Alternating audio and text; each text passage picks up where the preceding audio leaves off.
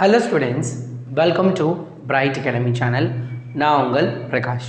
இப்போ நம்ம இந்த வீடியோவில் பார்க்க போகிறது என்ன அப்படின்னா packing efficiency of body centred cubic, அதாவது பொதிவு திறன் யாருக்குரியது அப்படின்னா பொருள் மைய கனசதுரத்துக்கான ஒரு பொதிவு திறனை நம்ம என்ன பார்க்க போகிறோம், இந்த வீடியோவில் பார்க்க போகிறோம். ஸோ ஃபஸ்ட்டு பொருள் மைய கனசதுரத்துக்கான எடுத்துக்காட்டு இப்போ பார்த்துடலாம்.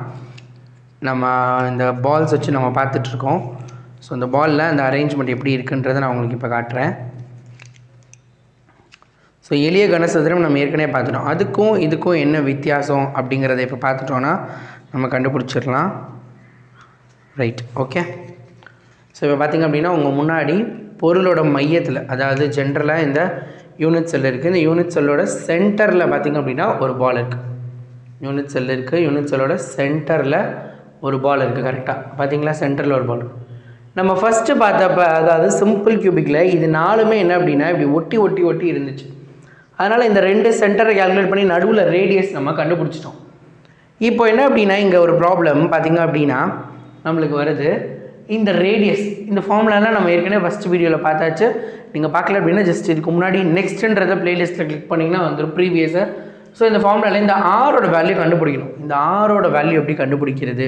ஏன்னா இப்போ பார்த்திங்க அப்படின்னா இவங்களுக்குலாம் நடுவில் கேப் இருக்குது. முதல் கேப் இல்லாமல் இருந்துச்சு. இப்போ என்ன அப்படின்னா இந்த ஆட்டம்ஸ் நடுவில் கேப் இருக்குது. இங்கே கேப், இங்கே கேப், எல்லா பக்கமும் எனக்கு ஈக்குவலாக ஒரு கேப் இருக்குது. அப்போ என்னால் இந்த ரேடியஸை கண்டுபிடிக்க முடியாது. அதுக்கு நான் என்ன பண்ணுறேன் அப்படின்னா ஐம் டேக்கிங் த டயகனல். டயகனல்லாம் என்னது? மூளை விட்டம் அப்படின்னு நம்ம சொல்லுவோமா இல்லையா? டயகனல் மூளை விட்டம். ஸோ அந்த வேல்யூ நான் எடுத்துக்கிறேன். இப்போ பார்த்திங்க அப்படின்னா ஃபார் எக்ஸாம்பிள் டயகனல் இந்த இதை அப்படியே நான் ஜஸ்ட்டு கீழே இறக்கிக்கிறேன். இப்போ பாருங்கள், இது மூணு ஒன்றா சேர்ந்துருக்கு, அப்படியே ஒரே லைனில் இருக்கும் மூணு. அதாவது இந்த இடத்துல இருக்க வேண்டிய இந்த ஆட்டம் நான் இது மூணையும் மறைக்கிறதுக்காக இப்படி கீழே எடுத்து வச்சுருக்கேன். இது இப்படி எடுத்து வச்சுட்டு இப்படி உங்களுக்கு காட்டுறேன். இது மூணும் டயகனலாக இருக்கும். ஸோ அதை தான் நான் இங்கே வரைஞ்சிருக்கேன், டயகனல். அதில் நம்மளுக்கு என்ன வரும்? இப்படி இருந்துச்சுன்னா நம்மளுக்கு இந்த ஒரு ஹாஃப் மட்டும் தான் வரும். இப்படி இருந்துச்சு அப்படின்னா இது உள்ளுக்குள்ளே இருந்தால் இந்த ஒரு சின்ன ஹாஃப் மட்டும் தான் நம்மளுக்கு வரும். ஃபார் எக்ஸாம்பிள் இங்கே வச்சோன்னா இந்த ஹாஃப் மட்டும், அதனால் அதான் இந்த குவார்ட்டர் மட்டும் இங்கே வச்சுருக்கேன். நடுவில் இருக்கக்கூடிய இந்த முழு பால் தான் இந்த 6, அடுத்து இந்த பால். இப்போ என்ன அப்படின்னா ரேடியஸ் கண்டுபிடிக்க முடியலை என்னால். நான் என்ன பண்ணுறேன் அப்படின்னா இந்த ஏஜியோட வேல்யூ நான் பார்க்குறப்ப அது எப்படி இருக்குது அப்படின்னா 4 hours. அதாவது இதோட ரேடியஸ், சென்டரோட ரேடியஸ், அதுக்கப்புறம் இந்த பக்கம், இது எல்லாத்தையும் ஆட் பண்ண ஏஜி கிடைக்கிது. அப்போ ஏஜி இஸ் ஈக்குவல் டு என்ன அப்படின்னா 4 hour. அப்போ எனக்கு ஆர் வேணும் அப்படின்னா நான் ஒரு வேல்யூ கண்டுபிடிச்சி அந்த 4 hour டிவைட் பண்ணுறப்ப எனக்கு என்ன கிடைக்க போகுது? ஆரோட வேல்யூ கிடைக்க போகுது. அப்போ நான் ஏஜி அப்படிங்கிற வேல்யூவை கண்டுபிடிக்கணும். ஏஜிங்கிற வேல்யூவை கண்டுபிடிக்கிறதுக்கு எனக்கு என்ன தேவை? நான் ஏஜிங்கிறத ஒரு ட்ரையாங்கிள் எடுத்துக்கிறேன். ஏசிஜிஏ அப்படிங்கிற ஒரு ட்ரையாங்கிள் எடுத்துக்கிறேன். நான் ஒரு முக்கோணமாக நான் எடுத்துக்கிறேன். இந்த முக்கோணத்தில் எனக்கு ஏஜி வேணும் அப்படின்னா எனக்கு ஏசி முதலே தெரிஞ்சிடணும். எனக்கு ஏசி தெரியல. ஏசிக்காக நான் என்ன பண்ணுறேன்? ஏபி பிசி சிஏ, இந்த ஒரு முக்கோணம் இருக்கா? இந்த முக்கோணத்தை, இந்த ட்ரையாங்கிள் எடுத்து ஃபஸ்ட்டு நான் என்ன பண்ணுறேன்? ஏசி வேல்யூ கண்டுபிடிக்கிறேன். ஸோ பார்த்திங்க அப்படின்னா from triangle ABC, a square, Pythagoras theorem, ac squared is equal to ab squared plus bc squared is equal to ab. ab யோட வேல்யூ என்னது? a, bc யோட வேல்யூ a தான். ஸோ அப்போ a squared plus a squared, அப்போ 2a squared. Square இந்த பக்கம் வரப்போ root ஆகும். 2க்கு மட்டும் ரூட் அப்படியே இருக்கும். ஸ்கொயர் ரூட்டும் ஏக்கு கேன்சல் ஆகி √2a. ஏசியோட வேல்யூ √2a. இதை எடுத்துகிட்டு போய் நான் என்ன பண்ணுறேன்? எடுத்து ஏஜி ஸ்கொயர்டு, ஏஜின்னு இருக்கா? ஏஜினா AC square plus CG square. இது ரெண்டையும் கண்டுபிடிக்கிறதுக்காக போடுறேன். ஏசியோட வேல்யூ எனக்கு தெரியும். இந்த வேல்யூ சப்ஸ்டியூட் பண்ணி பண்ணுறப்ப ஏஜி இஸ் ஈக்குவல் டு எனக்கு √3a அப்படின்னு கிடைக்குது. ஏஜியோட வேல்யூ என்ன கிடைக்குது? எனக்கு √3a கிடைக்குது.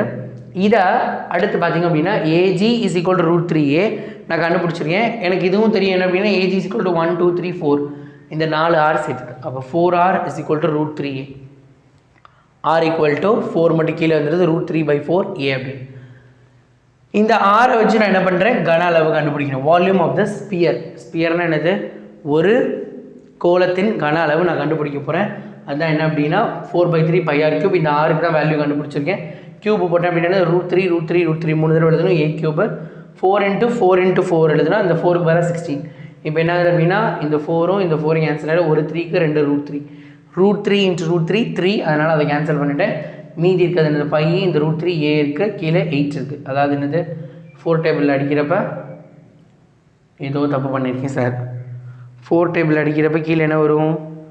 16 வரும். அதுக்கப்புறம் ரைட், 4 டேபிள் அடிக்கிறப்ப என்ன அப்படின்னா கீழே 16, இங்கே 16 தான் வரணும். 16 ஸோ இதுக்கு அடுத்த ஸ்டெப்பில் என்ன அப்படின்னா இது ஒரு ஆட்டம் ஒரே ஒரு ஸ்பியரோடு. பிசிசி படி நம்மளுக்கு எத்தனை ஸ்பியர் இருக்கும், அதில் 2 இருக்கும். அப்போ இதோட இன்ட்டு 2 நான் போடுறேன். இதோட இன்ட்டு 2 நம்ம போடுறப்ப இதுவும் கேன்சல் ஆகிட்டு மீதி 8 வரும். ஸோ √3πa3/8ங்கிறது ஆன்சர். ஸோ அந்த வேல்யூ எங்கே போடுறேன், வால்யூம் ஆஃப் த யூனிட் செல்லோட வேல்யூ a³ × 100. ஸோ இதில் பார்த்திங்க அப்படின்னா a³ கேன்சல் ஆகிட்டு மீதி இருக்க 68%. அப்போது பாடி சென்டர்டு க்யூபை பொறுத்த வரைக்கும் பார்த்திங்க அப்படின்னா நம்மளுக்கு பேக்கிங் எஃபிஷியன்சி எவ்வளோ வருது, 68% கிடைக்குது. 68%. அப்போ கொஞ்சம் வெல் க்ளோஸ்டு, பக்கத்தில் பேக் ஆகிருக்காங்க. சிம்பிள் க்யூபிக்கில் நிறைய வேஸ்ட் ஆச்சு. இப்போ இதில் என்ன, இது நல்லா க்ளோஸாக பேக் ஆகிருக்கப்போ நிறைய ப்ராஃபிட் இருக்குது. இதை விட அதிகமான ப்ராஃபிட்டாக இருக்க போகிறது என்ன அப்படின்னா FCC. சரியா, FCC நம்ம அடுத்த வீடியோவில் பார்க்கலாம். until that if you can't then who can? உங்களால் முடியாட்டி வேறு யாரால முடியும்? Thank you students.